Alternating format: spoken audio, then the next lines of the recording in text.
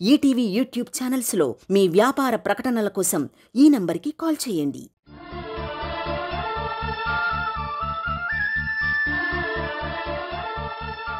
ఆ కార్తీక్ జైలు నుంచి తప్పించుకున్నాడు సార్.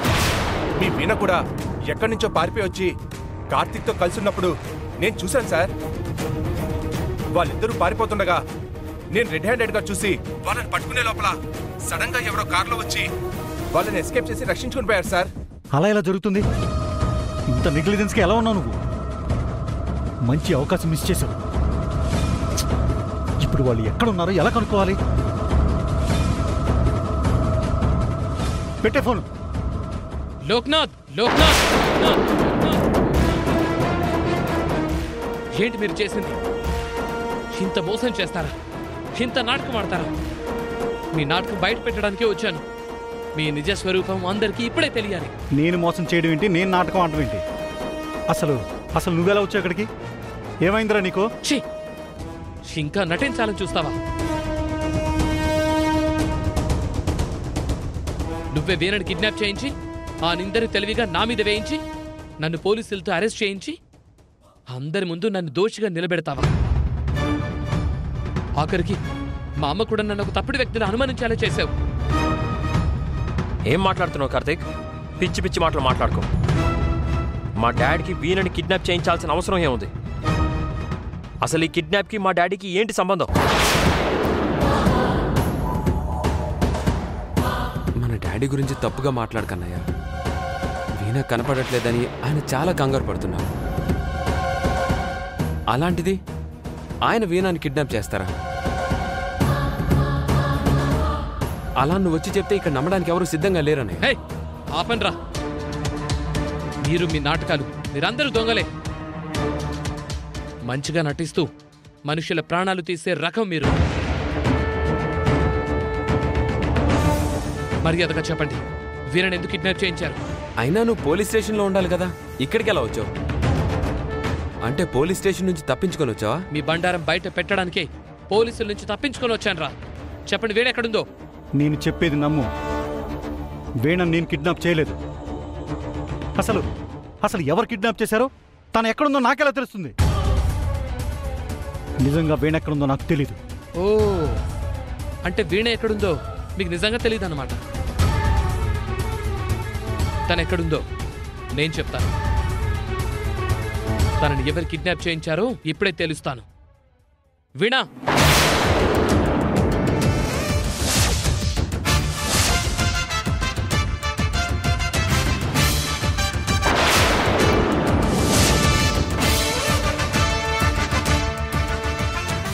ఏంటి షాక్ అయ్యారా?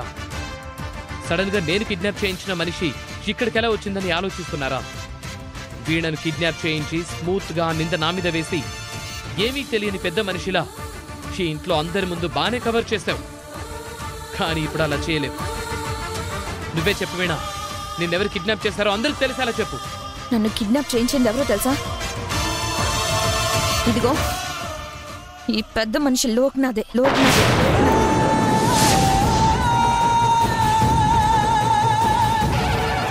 డాడ్, ఏంటిదంతా? వీణ చెప్తుంది నిజమా? అసలు మీకేం అవసరం ఇలాంటి పని చేయించడానికి? చెప్పండి డాడ్, ఎందుకు వీణని కిడ్నాప్ చేయించారు? నో, నేను ఈ పని చేయలేదు శ్రీ.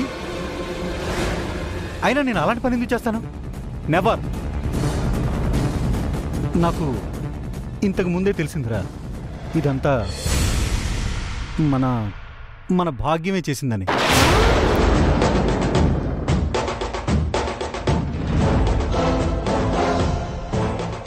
నేనా? ఓరని మొహం మండ. కథేలా అడ్డంగా నా వైపు తిప్పావేంట్రా అన్నయ్య? ఇలా నా పేరు బయట పెట్టేసావేంట్రా? భాగ్యం ఆంటీ, మీరు వీణని కిడ్నాప్ చేయించారా? అలా సైలెంట్గా ఉంటారే, చెప్పండి, వీణని మీరు కిడ్నాప్ చేయించారా? నిజం చెప్పు చావే. కొంప తీసి నువ్వేనా ఈ పని చేయించింది? అడుగుతున్నారు కదా, నోరు తెరిచి చెప్పి చావు. అంటే నేను కొంచెం బెదిరించాలని చేయించాను. రిషికి నా కూతుర్నిచ్చి పెళ్లి చేయాలనుకున్నాను. కానీ వీణ ఉంటే అలా జరగదని, వీణ లేకుండా చేయించాలని, వీణని కిడ్నాప్ చేయించి బెదిరిస్తే వెళ్ళిపోతుంది అనుకున్నాను. కానీ పరిస్థితి ఇంత సీరియస్ అయిపోతుంది అనుకోలేదు. నన్ను క్షమించండి. ఆడపడుచువని ఇంట్లో ఉండనిస్తే నువ్వు చేసిన పని ఇదా? నీ స్వార్థం కోసం సాటి ఆడపిల్లని కిడ్నాప్ చేయిస్తావా? ఆ అమ్మాయికి ఏదైనా జరగనంతే జరుగుంటే ఎవరు బాధ్యులు? నువ్వు చేసిన పని వల్ల నా కొడుకు శిక్ష అనుభవించాడు. నీ మూలాన నా బిడ్డ తన్నులు తిన్నాడు. అసలు నీలాంటి ఆడదాన్ని ఏం చేసినా తప్పులేదు. మర్యాదగా ఇంట్లోంచి బయటకు పో. నన్ను క్షమించండి. కూతురు మీద ఉన్న ప్రేమతో బెదిరిస్తే వెళ్ళిపోతుందని ఇలా చేశాను.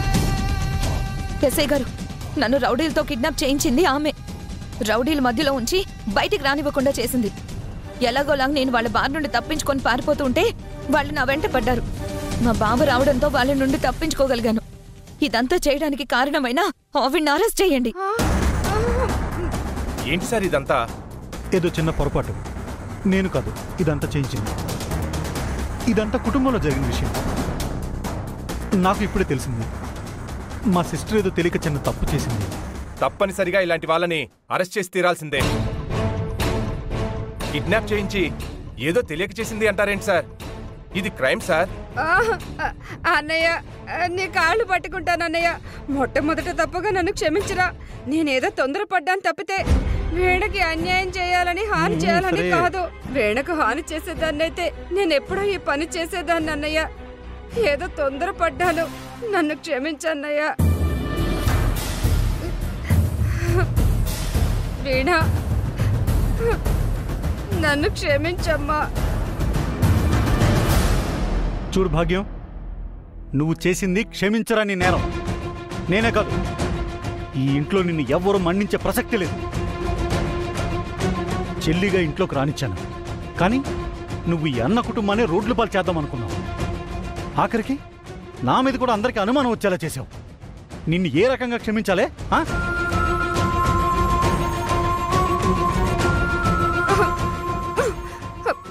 పార్వతి, నన్ను క్షమించు పార్వతి. నేను చేసింది చాలా పెద్ద తప్పు. నిన్ను ఎన్నో విషయాల్లో బాధ పెట్టాను, ఇబ్బంది పెట్టాను. కానీ ఏ రోజు నేను హాని చేయాలనుకోలేదు. కేవలం నా కూతుర్ని ఇంటి కోడలుగా చేయాలని ఆశపడి వీణని బయట పెట్టాలనుకున్నాను తప్ప తనకు హాని తలపెట్టాలని మాత్రం కాదు. ఇప్పుడు నేను చేసిన తప్పకి నువ్వు తప్ప నన్నెవరూ కాపాడలేరు.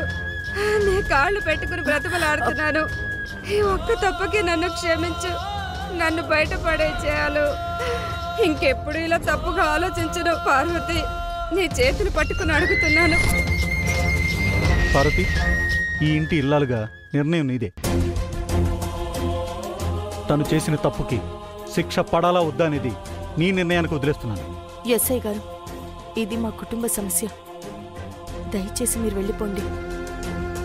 మీకు ఇబ్బంది కలిగించినందుకు సారీ. ఈ విషయంలో ఎవరిపైనా కేసొద్దు. దయచేసి వెళ్ళిపోండి. మీ కుటుంబ సమస్యని అంటున్నారు కాబట్టి ఇదే లాస్ట్ అండ్ ఫైనల్ వార్నింగ్. ఇప్పుడు వెళ్ళినట్టు మళ్ళీ వెళ్తాననుకోకండి. వస్తాను. ఇక చాలు. ఇప్పటి వరకు జరిగింది చాలు. ఇంకా ఆలస్యం చేయడానికి వీల్లేదు. కాబట్టి రింగులు మార్చడం కాదు, పంతులు గారిని పిలిపించి నేను ముహూర్తం పెట్టించి వీళ్ళకి ఖచ్చితంగా పెళ్లే జరిపిస్తాను.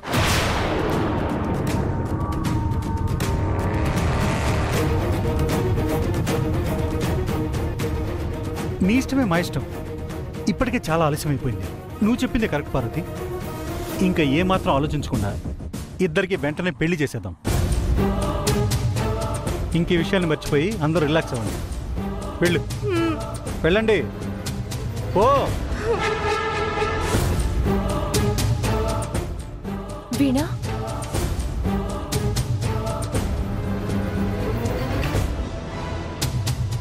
నువ్వు ఇలా బయటపడ్డాం చాలా అదృష్టం వీణా. చాలా పెద్ద ప్రమాదం నుంచి బయటపడ్డావు.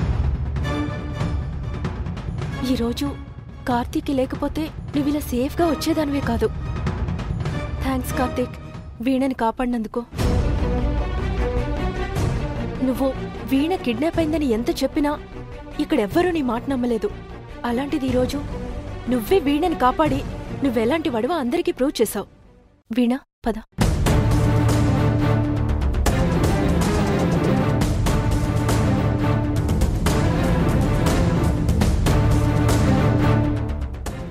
నా మీదకొచ్చినా నేను భరించాను. తనకు న్యాయం జరుగుతుందని నా మనసును కూడా చంపుకొని తన సంతోషం కోసం సైలెంట్ అయిపోయాను. కానీ న్యాయం చేయకపోగా ఒక ఆడపిల్లకు అన్యాయం చేయాలనుకుంటే మాత్రం ఈ ఇంట్లో వాళ్ళెవ్వరిని వదిలే ప్రసక్తే లేదు. ఇది నా మాట, సరస్వతమ్మ మాట కూడా, సరస్వతమ్మ మాట కూడా ఎప్పటికీ క్షమించదు. గుర్తుంచుకోండి. ఓహో, ఇదంతా సరస్వతి పని అన్నమాట. సరస్వతి,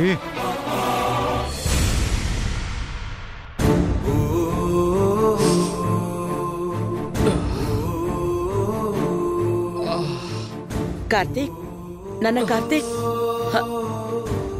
లే మెల్లగా.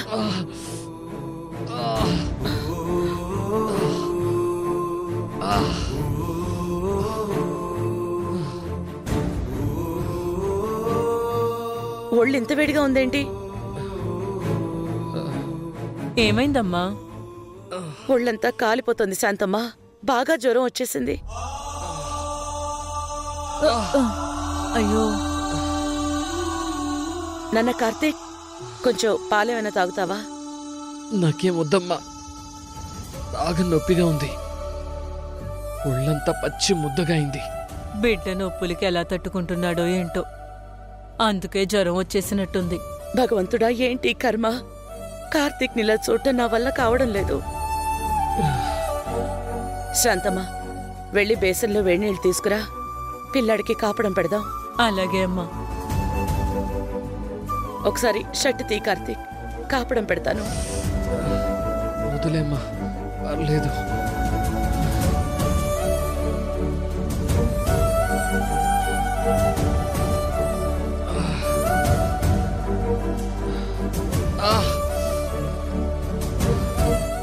ఇదిగో అమ్మా వేడినీళ్ళు. అక్కడ పెట్టు.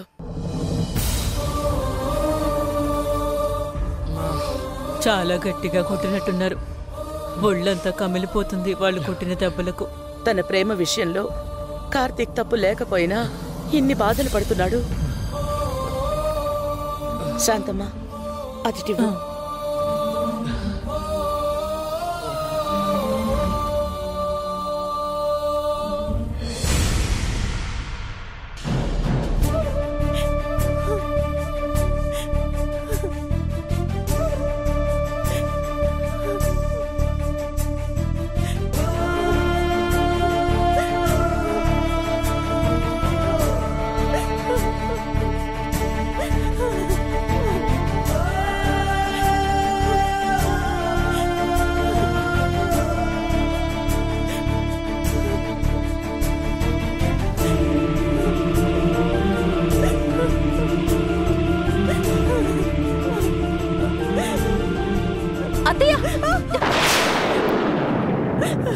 ఏం చేస్తున్నారు అత్తయ్య? మీకేమైనా పిచ్చి పట్టిందా? నేను రావడం కొంచెం లేట్ అయి ఉంటే మీ చేతికి ఎంత గాయమై ఉండేదో తెలుసా?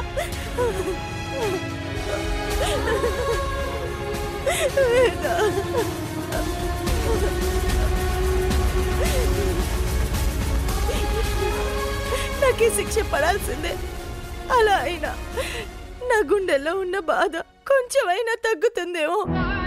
పరిస్థితుల వల్లే ఇలా జరుగుతుందని మీకు తెలుసు, కానీ పరిస్థితులు చక్కదిద్దాల్సిన మనమే ఇలా బాధపడితే ఎలా? అన్ని సమస్యలకి ఒక పరిష్కారం ఉంటుందని మీరే కదా అన్నారు. మా అందరికీ ధైర్యం చెప్పే మీరే ఇలా ధైర్యం కోల్పోతే ఎలా అత్తయ్య? కార్తిక్ గురించి నీకు తెలీదమ్మా. వాడి మనసు ఎంత సున్నితమైందంటే తన బాధని కాని తన కష్టాన్ని కాని ఏది బయట పెట్టుకోడు. ఆకలేస్తోందమ్మా అని అడగడం కూడా తెలియని పిచ్చివాడమ్మా నా బిడ్డ. మచ్చలేని చంద్రుడమ్మా నా బిడ్డ. ఇటు అత్తయ్యకి అటు బావకి ఇలాంటి పరిస్థితి రావడానికి కారణం నేనే. నిజంగా నేను చేస్తుంది తప్పే. ఈ తప్పుకి ఆ దేవుడు ఏ శిక్ష విధిస్తాడో నాకు తెలియదు, కానీ వీళ్ళని నాశనం చేయందే నేను వదలనని నా తండ్రి మీద ప్రమాణం చేసి చెప్పాను. ఒక మంచి పని చేసేటప్పుడు ఎవరికి నష్టం రాకపోవచ్చు, బట్ ఒక పాపాన్ని నేరాన్ని శిక్షించాల్సి వచ్చినప్పుడు కొంతమంది మంచి వాళ్లకు కూడా నష్టం జరగక తప్పదు.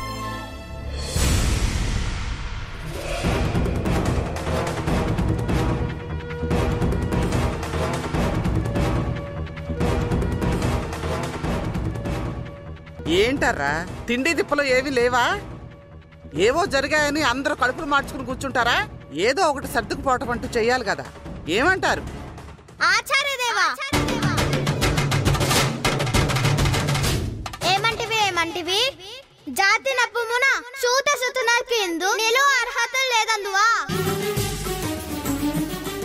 ఎంత మాట! ఇది శట్ల పరీక్ష కాని క్షత్రియ పరీక్ష కాదే.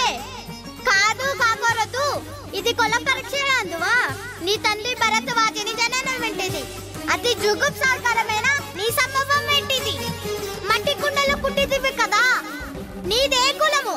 అట్టి ఏలా అశ్విత్ పితామహుడు గురుకుల ఉద్దుడైన ఈ శాంతనవుడు శివ సముద్రాల భార్యకు గంగా గర్భముని జనించలేదా? ఈయనదే కులము. నాతో చెప్పిద్దువేవయ్యా. మా వంశానికి మూల పురుషుడు అయిన వశిష్ఠుడు దేవవశైన ఓర్వశి పుత్రుడు కాదా? అతను పంచమి జాతి కన్య అయిన అరుంధతి అన్ను శక్తిని, ఆ శక్తి చండాలని అందు పరాశరుని, ఆ పరాశరుడి పల్లపరచు అయిన మస్తగింది ఎందు మా తాత వ్యాసుని, ఆ వ్యాసుడు విధవరానైన మా పితామహి అంబికతో మా తండ్రిని.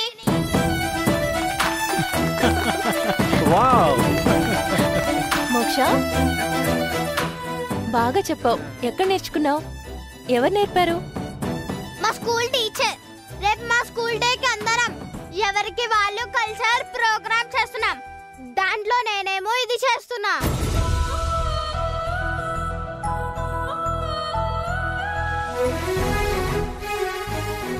అమ్మమ్మ, నాకొక చెప్పు.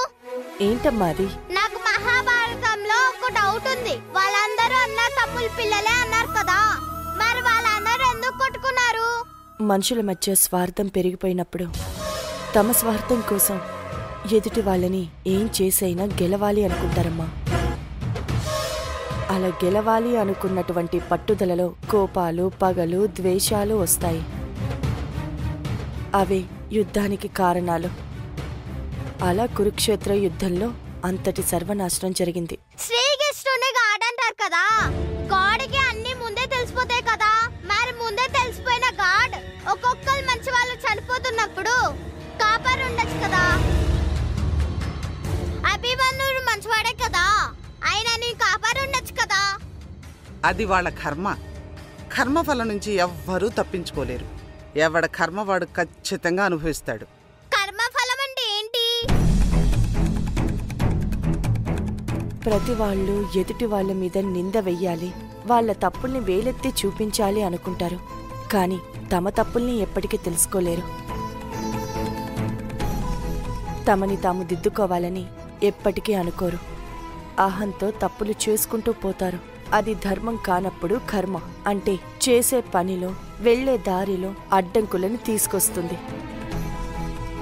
కర్మ కాలితే చంపేస్తుంది కూడా. ఎదుటి వాళ్ళల్లో తప్పుల్ని ఎంచడం కన్నా మనం తప్పు చేయకుండా కర్మ నుండి మనల్ని మనం కాపాడుకోవచ్చు. న్యాయం మీద అన్యాయం దండయాత్ర చేసినప్పుడు చూస్తూ ఊరుకోవాలా? ఆనాడు పాండవులు కౌరవులు చేసింది తప్పు అని చెప్పడానికే కదా కురుక్షేత్ర యుద్ధం జరిగింది. కురుక్షేత్ర యుద్ధంలో పాండవులు గెలిచారు అన్న వరకే తెలుసు. రాజ్యాన్ని చేజిక్కించుకున్నారు అన్నంతవరకే తెలుసు. కానీ ఆ తర్వాత ఏం జరిగింది? అటు ఆ కుటుంబంలో, ఇటు ఈ కుటుంబంలో అందరూ సర్వనాశనం అయిపోయిన తర్వాత ధర్మరాజు ఏమన్నాడో తెలుసా? ఎవరికి ఏం చేసుకోవడానికి ఈ రాజ్యాన్ని గెలిచాను నేను. మా తమ్ముళ్ళందరూ మిగిలాము, మేము మిగిలాము. కానీ మా తరపున ఉన్న వాళ్ళందరూ వెళ్ళిపోయారు. ఈ యుద్ధంలో నేను గెలిచినా ఓడిపోయినట్టే అన్నాడు.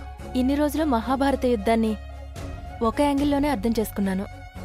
ఇప్పుడు మీరు చెప్పాక యుద్ధం తర్వాత ఏం జరిగిందో తెలుసుకున్నాను. మీకు మహాభారతం పట్ల ఇంత నాలెడ్జ్ ఉంటుందనుకోలేదు. నువ్వు చెప్పింది కరెక్ట్ పార్వతి. యుద్ధం వల్ల ఎప్పుడు నష్టమే జరుగుతుంది, శాంతి వల్ల మంచి జరుగుతుంది. అయినా ఇవన్నీ కథల్లోకి బాగుంటాయి. ఈ లోక్నాథ్ ఓటమని ఎప్పటికీ అంగీకరించడం. అక్కడ సరస్వతి నా ఎత్తుకు పై ఎత్తు వేసి నన్ను దెబ్బ కొడుతుంది. కోట్ల ఆస్తిలో చాలా భాగం తన దగ్గరే ఉందని నన్ను బొమ్మను చేసి ఆడించాలనుకుంటుంది. చూస్తా దాని యుద్ధం ఎంతవరకు, ఇక్కడ ఈ పార్వతి సహనం తెలివి ఎంతవరకు చూస్తాను. మా కొంపకి రాక్షసిలా తయారైంది.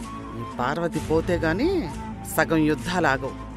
అత్త మేనకోడళ్ళిద్దరూ ఈ ఇంటికి గుదిబండల్లాగా తయారయ్యారు. ఆ వీణకి తొందరలోనే మంగళం పాడి ఆ తర్వాత పార్వతి సంగతి చూస్తా.